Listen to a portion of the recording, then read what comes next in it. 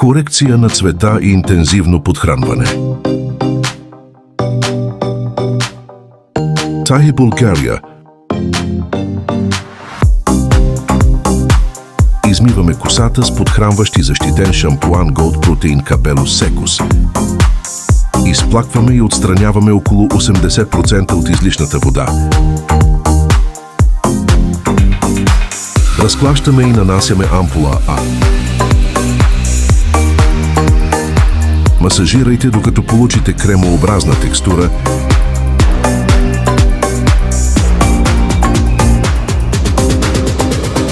Сресваме, за да разпределим продукта. И изплакваме. Нанасяме ампула Б. Фокусираме се върху най-увредените зони.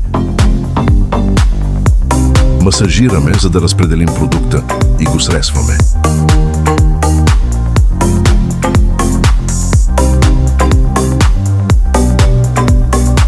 Не изплакваме.